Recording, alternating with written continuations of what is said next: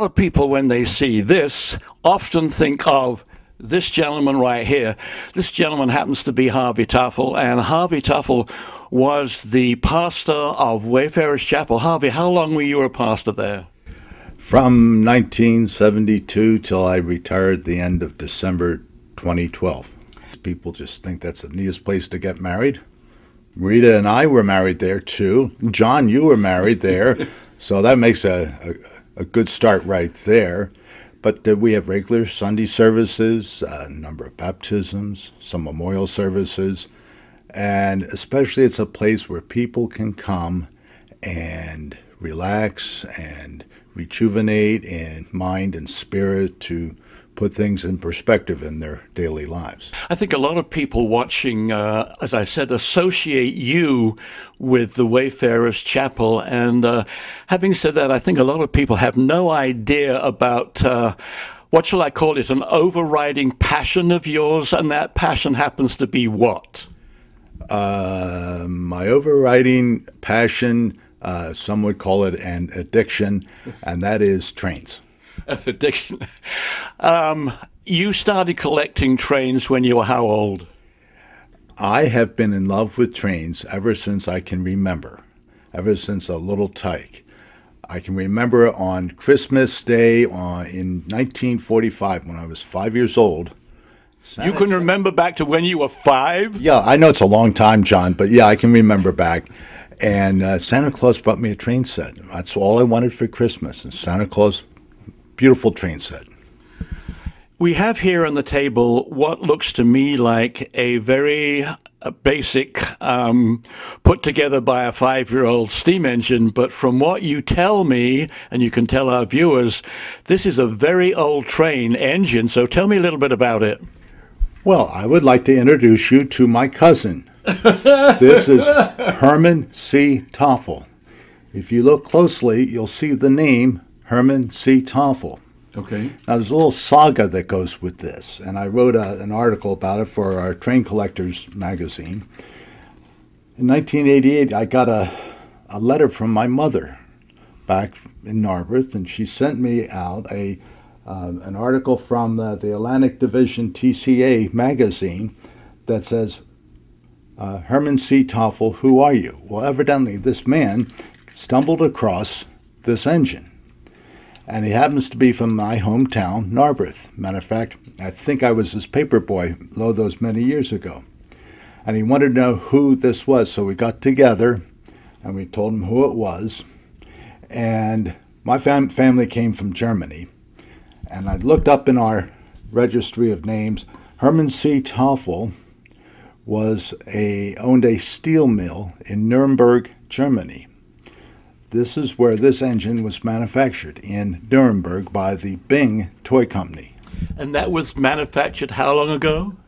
This is probably 1900, 1910. What manufacturers would do, Lionel did this too. They would, in terms of appreciation and so on, they would give out little replicas, toys to people they're vendors and things like this. So that's how this came into being. I'm amazed that you have it from 100 years ago. I mean, is that very valuable?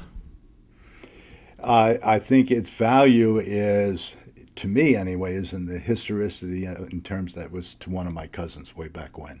Let's go take a look at Harvey's trains, and I think when you see them, you will be as amazed as I am and was when I first saw them. We're in a room of what I can only call tantalizing trains. First of all, Harvey, for our viewers, how many trains and sort of cabooses and this and that and the other are there in here? There's probably 950, 920, 970 actually trains on the wall. The value of all this stuff in here, have you ever figured out what all these are worth today? 60, 70,000. And I see above you, you have, what is that, railroad track above you? Yeah, it's track lighting. I know that the audience was interested in the kind of specific train that you love, and I see you have an engine here. Tell us a little bit about that engine and why you like it and what's special about it. Well, this is a number 261, to be exact. And up until 1930, Lionel made only electric-style engines. In 1930, they started making steam outline engines. This is from 1931. It's only manufactured 1 year, and it can only go forward. There's no reverse on this. That's good. That's just the way it goes. But I bought this at an auction, a train meet, 20, 25 years ago, and it was in horrible condition. But what I did, I had to rewire the motor, put new wheels on it, clean all the old paint that someone had put on there, and cleaned it all up, and it came out in beautiful condition. Do you remember how much you paid for it? Just roughly? Maybe $60. And today that's worth what?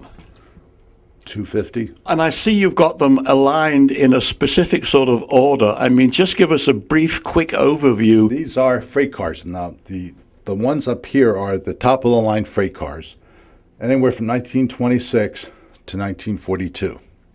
And so the first one with all those nice orange cattle cars, that is from 1926 to 1930.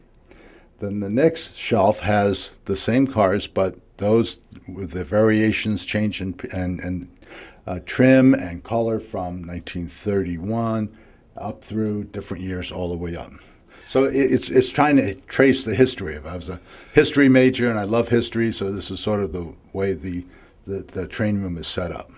And I see for our viewers where Harvey is standing in a sort of little alcove here, and both sides of here, they're full of, we'll tell our viewers what these are full of. These are all Lionel accessories. There's crossing gates, there's signals, there's automatic gatemen, there's telephone poles, lamps, tunnels, stations, operating accessories like a coal tower, and so on. I'm looking at a catalog that looks to me as if it's almost brand new, and yet, Harvey, this catalog, well, tell our viewers it's from Lionel, and what year did that come out? This is 1934, and we call these wish books.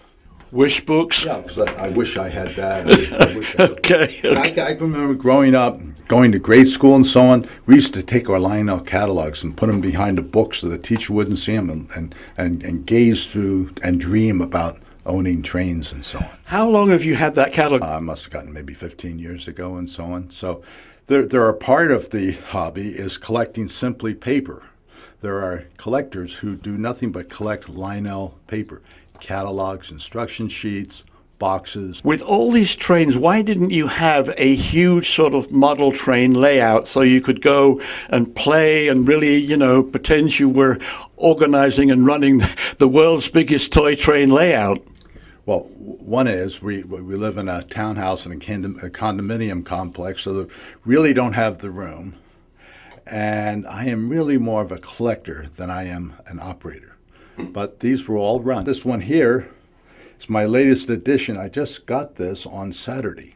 You're still collecting trains, Still huh? collecting trains. And this is from 1935, and it runs beautifully, and there's a whistle, it blows. So, yeah, I'm still messing around and doing my thing. There must be people watching who say, you know, I would love to talk to Harvey about this.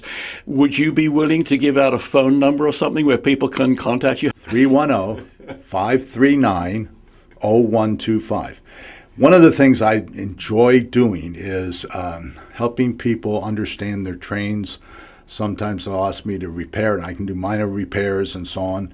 And if not, then I can direct them to places where they can get their trains fixed in nice running condition. To me, one of the important things that we enjoy these trains. So it's really a passion to have people involved in their trains. Okay, until next time, this is John Clayton, an Armchair Traveler, and please give Harvey a call because I know he would be absolutely thrilled to talk to you and talk to you about what maybe is your love too, and that is trains. Till next time, as I said, John Clayton, happy traveling on your toy train.